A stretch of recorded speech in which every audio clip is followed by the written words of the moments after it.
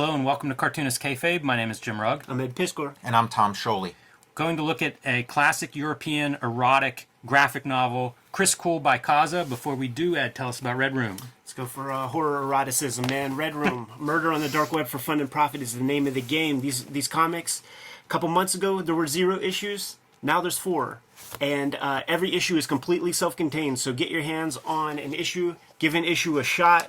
It's going to give you a complete meal. And got to thank the Kayfabe community. Jimmy, got to thank you for making issue 4 of Red Room even more popular than issue number 2. That's forthcoming in September. So that bodes very, very well for the comic, for the series. You can get these at your local comic shop, order them from Fantagraphics, or read it at my Patreon before it hits paper at patreon.com/edpiscor. $3 for the archive there. All these links are in my link tree in the description below this video. Tom, where can we find more of your stuff? Here's some Jack Kirby erotica. Jack Kirby, the epic life of the king of comics. I think he's not wearing a shirt in a couple of panels. Let me interrupt you for 1 second. We got a question from somebody where to find these books. You can find them at any bookstore or comic book shop. Can order them if they don't have them on the shelves. Any online book retailer or comic book retailer should be able to provide them. And so you can find them anywhere you find books. Yeah, and if that fails, you can go to Penguin's website and order it directly from there. But Often when people ask that question, I think what they're really trying to say is, "Hi, Jim." I think you're right. Notice me. Look, there's the old witch. I got to have fun because I got to do a little bit of like the history of comics with this, beyond just Jack Kirby. Here's also Fantastic Four Grand Design, some Fantastic Four fetish fanfic. I had the single issues of this, and I picked up the full-size one recently. It's like a different comic. It is. And I got that from, like, Ed's Grand Design. It was like they were 2 different experiences, enjoyed both of them, but, like, the oversized was, like, to my mind, was the definitive. So that's kind of how I treated mine, It's really cool. Feels like Sunday pages or something from an old comic. We were looking at some, like, Gasoline Alley and stuff like that, and it's akin to that sort of broadsheet adventure strips. That was the thought in my mind, doing my Grand Design. What else, Tom? And my YouTube channel, Total Recall Show. You can join me on patreon.com/JimRugg, where you can download out-of-print zines and mini-comics like this collection of notebook ballpoint pen drawings. I have about a dozen of those available now. You can also see my original art, scripts, process, layouts, how I make the comics I make, like Street Angel, Octobriana, and much more, all on patreon.com/JimRugg. Look at that on screen. Yeah, man. Pretty good stuff. Perfect for today's episode. Time's the pump.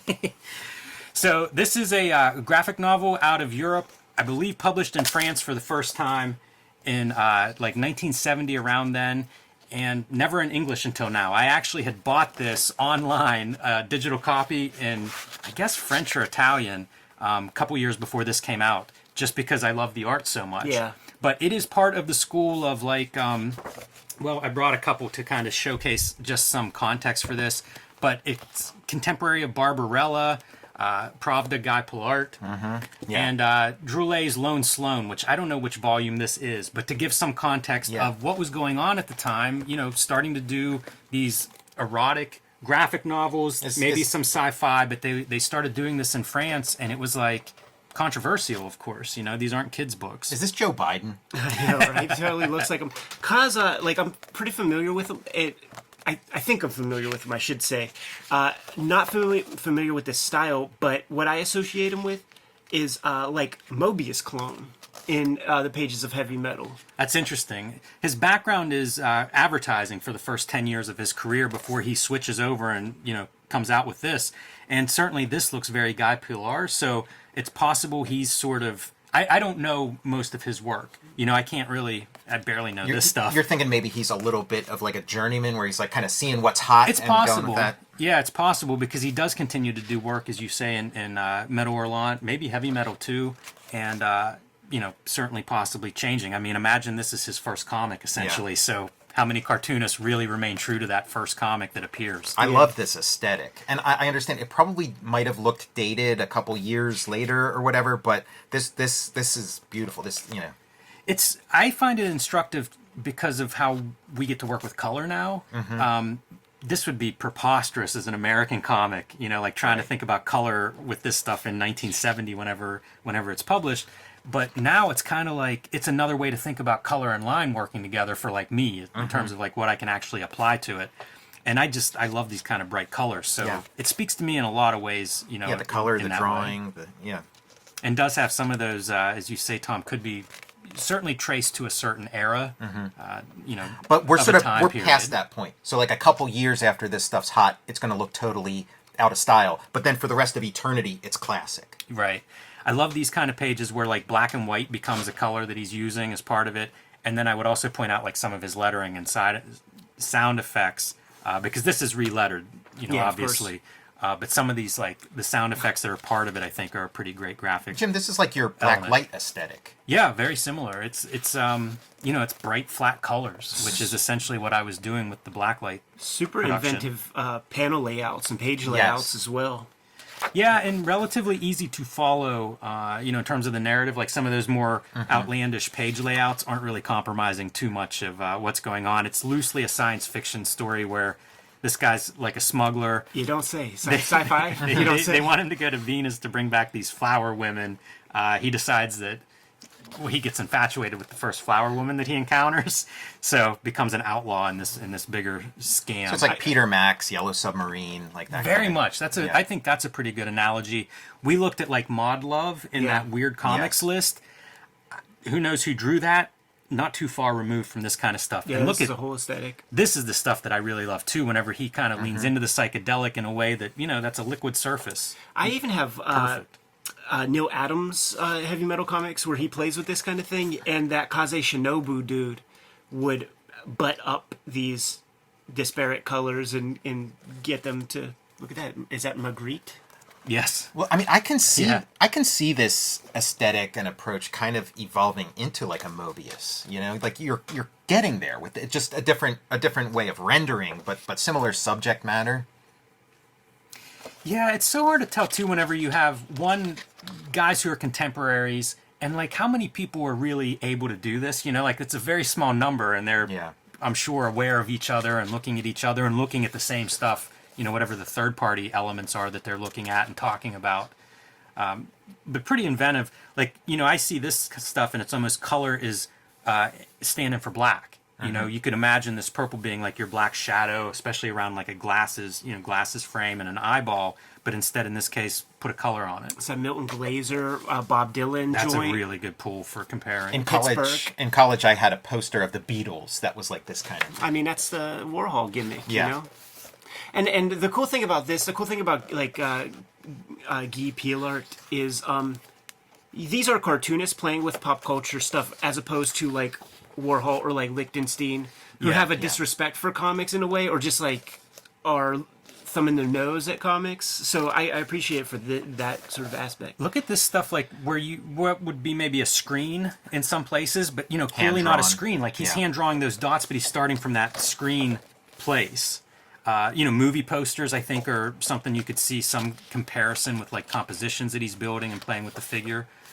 There's also some inventive stuff. So the erotic part, right? It's like Boob Mountain is where he's got to go to handle one of the bosses. The promised land. The land of milk and honey. It's great when the white comes in and it's almost like negative shapes. So Yeah, you have that's these super figures, cool. but then you have a figure that's almost like the empty part of the page. Yeah, I love that. He does a lot of open stuff. I think he's really good with color in that regard because there are a lot of these open spaces in his page layouts. And I think whenever you're loading it up with as much color as he does, that's fantastic. And then there's Okay. inventive stuff. So here we go, right? This is the Kaza that I know. peeling the layers off of this, rips her head off, peels the skin off, and this is what's underneath. Yeah, man. So his stuff evolves closer Yeah. to like this kind of stuff, this kind of rendering later on. I seen the White Rabbit throughout, so I have to imagine there's a little through the looking glass gimmick. Like all this kind of stuff is all well and good, but when he hits here, it's like, okay, you're on to something. Maybe go in this direction a little more.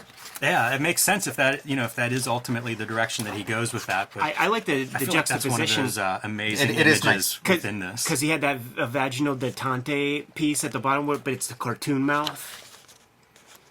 That's just great drawing to me, close up of the heart. And I mean, we're starting to get to like Victor Moscoso Zap Comics territory with some of that. It's kind of think- cool to see him doing shading too. As much Yeah. line art as we've done, and now he's creating depth with some of these shading techniques. I think for like like in, you know, future works, a good way to employ this would be to have like a normal kind of comic setup, and then you turn the page, and then you're in this. Like the juxtaposition. You gotta eat the sweet potato off of Swamp Thing's back, and then turn the page.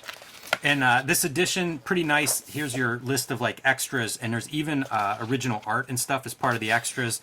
There's a little bit of information on the guy who published this, because he would face sometimes legal ramifications for publishing pornography or obscenity, which gives you some context of some of the other books that were part of what he was publishing, like Jodelle. Here's the list of those books. So I pulled out a couple of those, like Barbarella. Can we get a Pravda in English? Yeah, seriously. I mean, that was Kim Thompson working on that, right? Whenever he passed, so may be cursed. But these were his practice pages before he started this book, but trying to work out style. So that's kind of cool to see a little bit of that. Real cool. What's weird is, like, do you see how the lettering is? It's like obscured. or something. I can't tell what that is. Yeah. It's very bizarre because it's faded in places and stuff. Maybe if you had something sitting on top of it and then it kind of like stuck to that, and then you peel it off and it's gone. A process piece from like the title page. So mentally take a snapshot of that, and then you can see how that fits together in your printed piece. Like like a mock-up, right? I don't doubt that the color was as rich as it was in Pravda. It's the same publisher and stuff. And to this day, it's like, how did they get those rich colors? We know 4-color. Is it photographs we're looking at? It's a really good question. Sometimes there's like you have an extra color, like you do like a 5-color print. So these were serialized, and these you can see like the magazine and the headline of like the original printings or whatever, compared to this edition. A reduced palette. Yeah, so it makes me wonder how close these colors, in this edition are to the artist's original intent and maybe the original publication. I mean, yeah, like it doesn't look far from Pravda. Yeah, exactly. Oh, I like this. Yeah, I really like this more disciplined color approach. Yeah, like a 3-color, it looks like just 3 colors on the page, and I assume that's what it is, a limited palette for Miami whatever Dolphins the palette. production was. Dan Marino. And then this was a book cover that he did, not his, but the same publisher, and his artwork to, again, give some context for who this artist is, what he was working on. That's cool. Even That's like cool. those end pages look good on screen. Yeah, they do. So I was pretty excited whenever this showed up in English, even though the story, I'm here for the art. Oh, you know what I mean? Yeah, not the Comic Sans lettering. Guys, what are you thinking? That list, though, of like the other books that were, that publisher put out around this time, I've seen half of them, and I like all of them. Yeah, yeah. And it makes me curious to like track down the rest of that list and see like what are these other artists doing. I think there were some connections to like Italian artists, so it's once again like you start sniffing around comics history, and it's like this is all new to me. There's this YouTube channel that I used to dig a lot called Crate Diggers, and they would talk with the great kind of hip hop DJs and stuff. A lot of Pittsburgh talk there because they would go to Jerry's Records, by the way. But the trajectory seems to be, you are into this thing, so you get these kinds of records, then you discover who influenced those records, and you branch out, and it gets to the place where you've exhausted American records, and you have to go down a dirt alley in the Middle East somewhere when you're on tour because you heard that there's records down there, and just start picking up cool looking shit because it has a cool cover. Like, it gets to that place. We are in that place as comic fans, readers, consumers. I was digging around my shelves the other day, and I found like most of what I brought back from Japan. Yeah. And it was random. Most of that stuff was random, and I thought that's a fun episode. Like I should pull all those back out because it's exactly what you describe. It is just like, here are comics. I don't know what these are, but I'm gonna grab a couple of them because I can't not look at them. Man, like I did a stream with all of my stuff. The sound quality was a little dubious, all that, and you weren't there. It was just like I had so much energy. That kind of jet lag where you're up for too long. You're not just getting 2 hours of sleep a night. I would love to pull my comics out and put them on this and just have you guys interact with them for half hour. I feel like that could something. be real fun. Yeah. because it's definitely different. So yeah, I keep my eyes peeled for that kind of stuff, and this fits the bill, and probably a few lessons in here that I will be folding into my own work. I'm excited. Kayfabers, like, follow, subscribe to the YouTube channel. Hit the bell. We'll notify you when new vids are available. Jimmy, what's out there? Join me on patreon.com/JimRugg, where you can see me experimenting with this kind of stuff. You can see my original art, download hard-to-find zines and mini comics, and a lot more at patreon.com/JimRugg. Check out Jack Kirby, The Epic Life of the King of Comics. Fantastic for grand design. My Patreon, go to patreon.com, search Tom Scholey, and my YouTube channel, Total Recall Show. Red Room Comics in the Wild. Every issue completely self-contained. So if you see an issue, grab an issue. You're going to get a complete experience. They're at your local comic shop. Issue 4 comes out in September 1st. You could read these comics before they hit paper at my Patreon, patreon.com/EdPiskor. $3 for the archive there. All of these links to the comics are in my link tree in the description below this video. Subscribe to the Cartoonist Kayfabe e-newsletter at the links below this video. You can also find Cartoonist Kayfabe t-shirts and merchandise at the links below this video. I gotta go corral all these manga comics, man, for a future video. Jimmy, give them the marching orders. We're gonna be on our way. Read more comics.